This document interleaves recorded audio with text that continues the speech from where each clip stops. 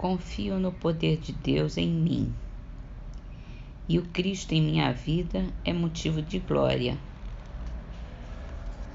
Do livro Mantras de Vida, de Loester, psicografado por João Nunes Maia. Livro dos Espíritos, questão 482.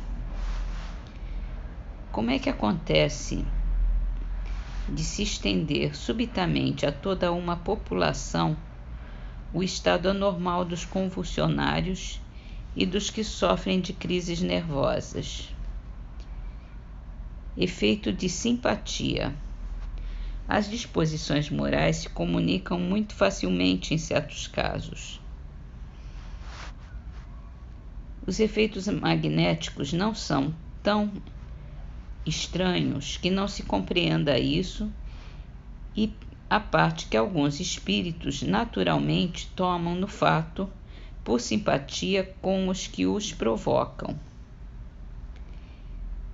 A nota de Kardec diz: entre as singulares faculdades que se notam nos convulsionários, algumas facilmente se reconhecem, de que numerosos exemplos oferecem o sonambulismo e o magnetismo, tais como, além de outras, a insensibilidade física, a leitura do pensamento, a transmissão das dores por simpatia. Não há, pois, de duvidar que aqueles em quem tais crises se manifestam estejam numa espécie de sonambulismo desperto, provocado pela influência que exercem uns sobre os outros. Eles são, ao mesmo tempo, magnetizadores e magnetizados inconscientemente. No livro Céu e o Inferno,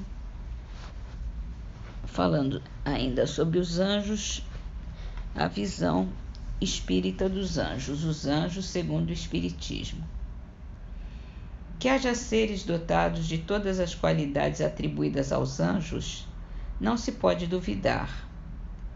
A revelação espírita confirma sobre esse ponto a crença de todos os povos, mas ela nos faz conhecer ao mesmo tempo a natureza e a origem desses seres. As almas ou espíritos são criados simples e ignorantes, ou seja, sem conhecimentos e sem consciência do bem e do mal, mas aptos a adquirir tudo o que lhes falta. Eles o adquirem pelo trabalho. O objetivo, que é a perfeição, é o mesmo para todos. Chegam lá mais ou menos rapidamente em virtude de seu livre-arbítrio e em razão de seus esforços. Todos têm os mesmos graus a percorrer, o mesmo trabalho a cumprir. Deus não faz a porção maior nem mais fácil para uns do que para outros, porque todos são seus filhos. E sendo justo, ele não tem preferência por nenhum. Ele lhes diz: eis a lei que deve ser vossa regra de conduta. Só ela pode vos levar ao objetivo. Tudo que é conforme essa lei é o bem, tudo que é contrário é o mal.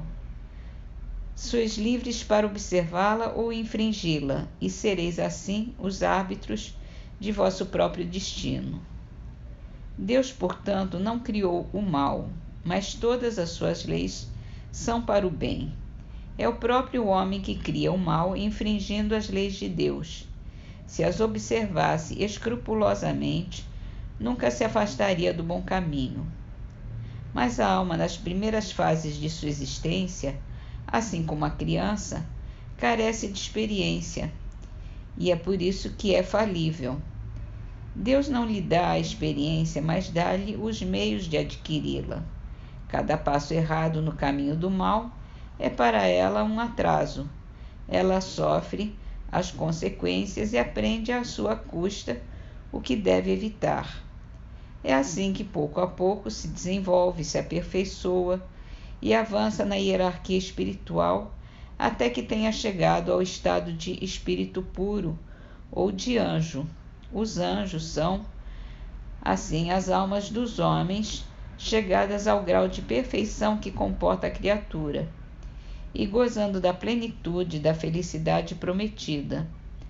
Antes de ter alcançado o grau supremo, eles gozam de uma felicidade relativa ao seu adiantamento, mas essa felicidade não está na ociosidade, está nas funções que agrada a Deus lhes confiar e que eles ficam felizes de cumprir, porque essas ocupações são um meio de progredir. A humanidade não está limitada à Terra.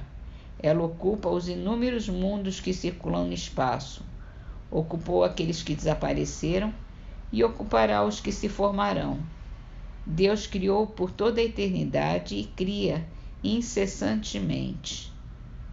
Portanto, muito tempo antes que a Terra existisse, seja qual for a antiguidade que se lhe atribua, houvera em outros mundos espíritos encarnados que percorreram as mesmas etapas que nós. Espíritos de formação mais recente percorremos neste momento e que chegaram ao objetivo antes mesmo que tivéssemos saído das mãos do Criador. Por toda a eternidade houve então anjos ou espíritos puros, mas perdendo-se sua existência humanitária no infinito do passado, é para nós como se eles sempre tivessem sido anjos. Assim se acha realizada a grande lei de unidade da criação. Deus nunca esteve inativo. Teve sempre espíritos puros, experientes e esclarecidos para a transmissão de suas ordens e para a direção de todas as partes do universo, desde o governo dos mundos até os mais ínfimos detalhes. Não precisou, portanto, criar seres privilegiados isentos de encargos. Todos, antigos ou novos, conquistaram seus graus na luta e por seu próprio mérito. Todos, enfim, são os filhos de suas obras. Assim se cumpre igualmente a soberana justiça de Deus. E para fechar com chave de ouro, a poesia de Augusto dos Anjos ao homem. Tu não és força neurica somente, movimentando células de argila, lama de sangue e cal, que se aniquila nos abismos do nada eternamente. És mais, és muito mais, és a cintila do céu, a alma de luz resplandecente que um mistério implacável e inclemente amortalhou na carne atra e intranquila. Apesar das verdades fisiológicas, reflexas das ações psicológicas nas células primevas da existência, és um ser imortal e irresponsável que tens a liberdade incontestável e as lições da verdade na consciência.